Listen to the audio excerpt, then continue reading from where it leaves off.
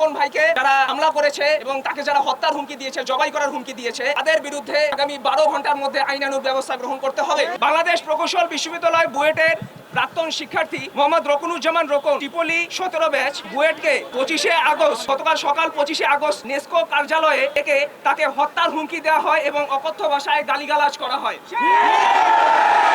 ঘটনার বিবরণ দেওয়া হচ্ছে। ঘটনার বিবরণ অনুযায়ী এরবি থেকে বেগম রোকেয়া বিশ্ববিদ্যালয় থেকে কতিপয় শিক্ষার্থী স্মারকলিপি প্রদানের জন্য আমাদের প্রকৌশল আন্দোলনের সাথে সংহতি জানিয়ে স্মারকলিপি প্রদানের জন্য নেস্কো কার্যালয় রংপুরে আসে। তারা স্মারকলিপি প্রদান করে আমাদের রকুনুজ্জামান ভাইয়ের নিকট। এরপরে স্মারকলিপি প্রদানের পর বেরবি শিক্ষার্থীরা যখন চলে যায়, তখন নেস্কো অফিসের নির্বাহী প্রকৌশলী গোলাম হোসেন, যিনি একজন ডিপ্লোমা ব্যাকগ্রাউন্ডে, তার পক্ষে রকুনুজ্জামান রোকন ভাইকে ডেকে নেন। আমি আবার নাম বলছি, নির্বাহী প্রকৌশলী গোলাম হোসেন। সেখানে আরো উপস্থিত ছিলেন 20 থেকে 25 জন ডিপ্লোমা সন্ত্রাসী।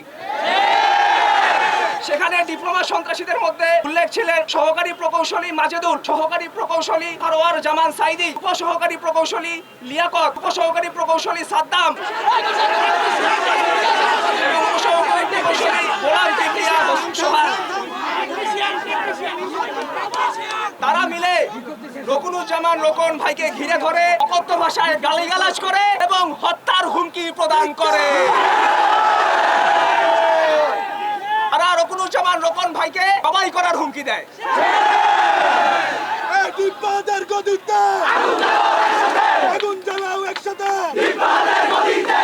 আমরা এই ঘটনায় গভীর উদ্বেগ প্রকাশ করছি এবং দোষীদের বিরুদ্ধে দ্রুত শাস্তিমূলক ব্যবস্থা গ্রহণের দাবি জানাচ্ছি। একজন প্রকৌশলীর মর্যাদায় আঘাত হানা শুধু ব্যক্তি আক্রমণ নয়, বরং এটি প্রকৌশলীদের সার্বিক নিরাপত্তা ও মর্যাদার উপর হুমকি। আমরা আজকের এই প্রতিবাদ সমাবেশ থেকে স্পষ্টভাবে জানাতে চাই, রকুনুজ্জামান ভাইকে হত্যার হুমকি প্রদানে অভিযুক্ত ব্যক্তিদের বিরুদ্ধে 12 ঘন্টার মধ্যে আইনানুগ ব্যবস্থা গ্রহণ করতে হবে।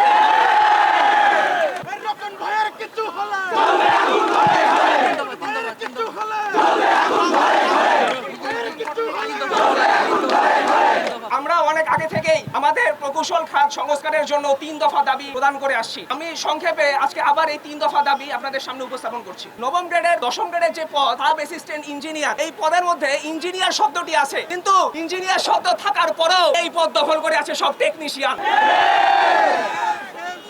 এরা বিগত ফ্যাসিস্ট সরকারের সাথে লেজুর ভিত্তির মাধ্যমে তারা এই 10ম গ্রেডের 100% পদ তারা হাতিয়ে নিয়েছে।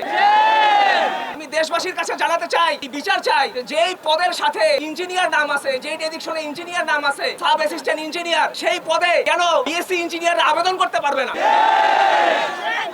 সেই পদ কেন 100% টেকনিশিয়ানদের দিয়ে পদবি দখল করা হবে? শুধুমাত্র 100% টেকনিশিয়ান এই পদে পরীক্ষা দিতে পারবে, আর কোন ইঞ্জিনিয়ার এই পদে পরীক্ষা দিতে পারবে না।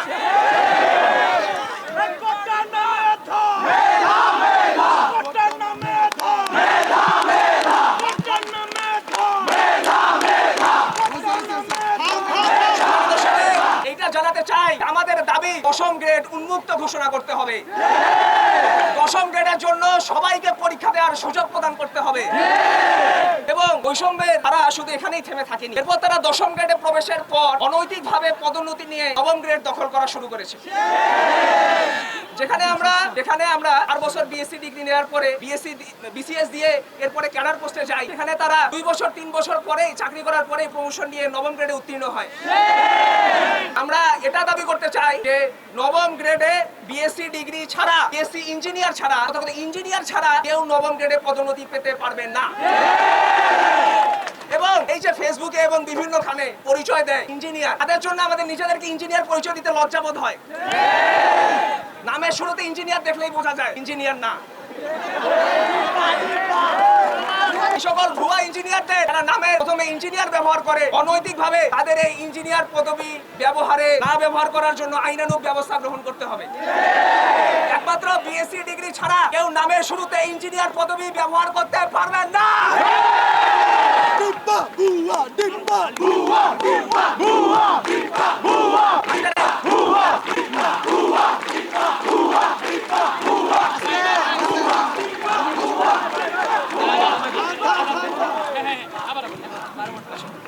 তো আমাদের এই প্রতিবাদ সমাবেশের আজকে আসার উদ্দেশ্য এই দুইটাই দাবি জানানো। যে প্রথম দাবিটি হলো যে রোকন ভাইকে যারা হামলা করেছে এবং তাকে যারা হত্যার হুমকি দিয়েছে, জবাই করার হুমকি দিয়েছে, তাদের বিরুদ্ধে আগামী 12 ঘন্টার মধ্যে আইনানুগ ব্যবস্থা গ্রহণ করতে হবে। সেই সাথে আমাদের 2 নম্বর দাবি হলো আমাদের যে 3 দফা দাবি রয়েছে প্রকৌশল খাতের জন্য, প্রকৌশল খাত সংস্কারের জন্য, এই 3 দফা দাবি বাস্তবায়নের জন্য আগামী 12 ঘন্টার মধ্যে কমিশন গঠন করতে হবে। বন্ধুরা, এই 12 ঘন্টার মধ্যে যদি আমরা এই দুইটি দাবির একটি দাবিও পূরণ না পাই, তাহলে আমরা আরো কঠোর থেকে কঠোর কর্মসূচিতে যাব ইনশাআল্লাহ।